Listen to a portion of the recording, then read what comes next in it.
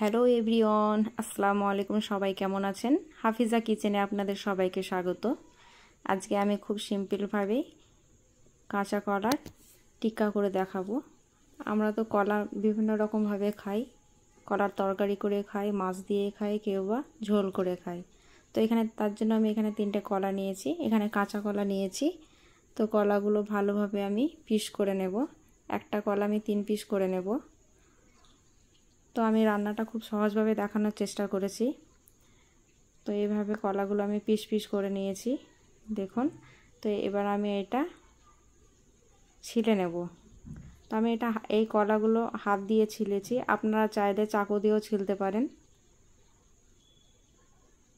তো দেখুন এখানে কলাগুলো ছিলা হয়ে গেছে। এবার একটা কলাকে আমি 2 ফালি করে নেব। তো এখানে আমি ফালি করে কেটে নিয়েছি। এখানে আমি একটা পাত্র নিয়েছি, পাত্রের মধ্যে জল নিয়েছি, জলের মধ্যে কলাগুলো রেখে দেবো, কারণ কলা কষ থাকে, সেই কষটা বেরিয়ে যাবে। তো দেখুন আমার সব কলাগুলো কাটা হয়ে গেছে। এখানে আমি একটা প্রেসার কুকার নিয়েছি, প্রেসার কুকারে আমি ভাপ তুলিয়ে নেব। আপনারা চাইলে এটা পাত্রেও তো ভাপ তুলিয়ে নিতে পারেন। প্রেসার কুকারে তাড়াতাড়ি হবে, তার জন্য আমি প্রেসার কুকারটাই নিয়েছি, যেহেতু হাতে কম সময় আছে। আপনাদের হাতে যদি বেশি সময় থাকে তো আপনারা পাত্রতে এটা ভাপ তুলিয়ে নেবেন। তো এখানে আমি পরিমাণ মতো হলুদ দিয়ে দিয়েছি, কারণ হলুদ না দিলে কলার যে একটা কষ আছে কালো, সেটা কালো কালার হয়ে যাবে। তো ঠিক আছে, ওইদিকে সেদ্ধ হতে থাক। এখানে আমি পেঁয়াজগুলোকে কুচি করে নেব। তো এখানে আমি কিছু পেঁয়াজ নিয়েছি টমেটো আর নিয়েছি কাঁচা লঙ্কা। এবার আমি খুব ভালোভাবে কেটে নেব। তো দেখুন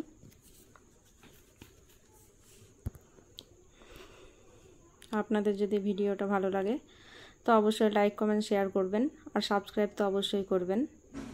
তো এখানে পেঁয়াজগুলো সব খুব ভালোভাবে কাটা হয়ে গেছে। এবার কলাগুলো এখানে সেদ্ধ হয়ে গেছে। এবার একটা পাত্র নেব, পাত্রের মধ্যে কলাগুলো দিয়ে আমি ভালোভাবে ম্যাশ করে নেব। তো দেখুন আমি একটা হামামের সাহায্যে কলাগুলো ম্যাশ করে নিচ্ছি। আসলে কলাগুলো গরম আছে তো, তার জন্য আমি হামামের সাহায্যে ম্যাশ করে নিচ্ছি। তো দেখুন এখানে ম্যাশ করা হয়ে গেছে। এবার যে চপগুলো রেখেছিলাম আমি, পেঁয়াজ, কাঁচা লঙ্কা, টমেটো, এখানে আমি দিয়ে দিয়েছি। এখানে আমি একটা পরিমাণ ডিম দিয়েছি।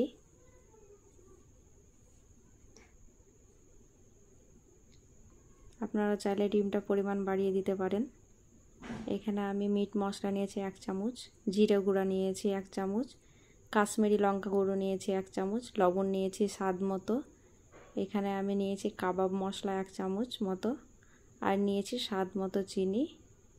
1 টুকরো লেবুর রস নিয়েছি। এই লেবুর উল্টো দিকটায় স্কিনটা আমি একটু ঘষে দেব, ফ্লেভারের জন্য ভালো লাগবে। মুখে পড়লে যে ফ্লেভারটা ভালো লাগে খুবই, তো তার জন্য আমি একটু চোকাটা ছিলে দিয়েছি গ্রেটারের সাহায্যে। এখানে অল্প পরিমাণে তেল দিয়ে দেব, তেল দিলে ভালোভাবে মাখানো হবে। তো এখানে আমি আদা রসুনটা স্কিপ করে গেছে, তো এখানে আদা রসুন আমি 1 চামচ মতো দিয়েছি। তার জন্য আমি খুব দুঃখিত, আদা রসুনটা দেখাতে পারিনি। তো আমি খুব ভালোভাবে মাখিয়ে নিয়েছি। এবার আমি 10 মিনিট রেস্টে রেখে দেব।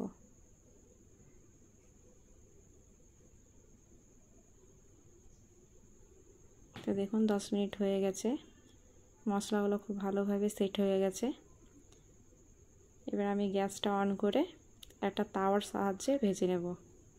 আমি এই ধরনের একটা তাওয়া নিয়েছি, এটাতে খুব ভালো ফ্রাই করা হবে বলে। তো আমি তাওয়াটা খুব ভালোভাবে হিট করে নিয়েছি। হিট করার পর আমি চারিবারে ভালোভাবে তেলটা দিয়ে দিয়েছি, কারণ তেল না দিলে টিক্কাগুলো লেগে যাবে কড়ার মধ্যে। তো তেলটা একটু গরম হতে দেব। এখানে গরম হয়ে গেছে। এবার আমি টিক্কাগুলো এক এক করে দিয়ে দেব।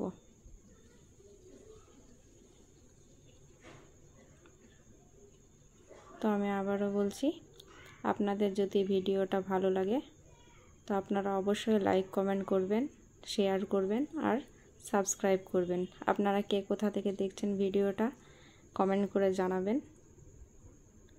এবার আমি এভাবে টিক্কাগুলোকে উল্টিয়ে দেব, লাল লাল করে এপিট ওপিট ভেজে নেব। আমি খুব সহজভাবে দেখানো, প্রত্যেকটা রেসিপি খুব সহজভাবে দেখানোর চেষ্টা করি। আমি আমার মতো করে দেখানোর চেষ্টা করি। তো এইভাবে বাড়িতে বানিয়ে খাবেন, খুব ভালো লাগবে।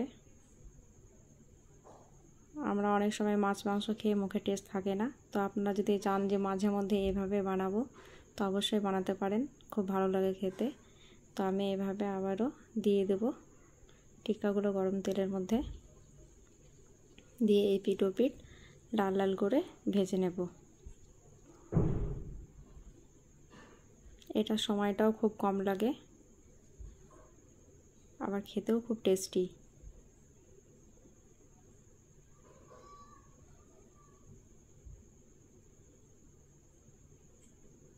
তো দেখুন লাল লাল করে ভাজা হয়ে গেছে।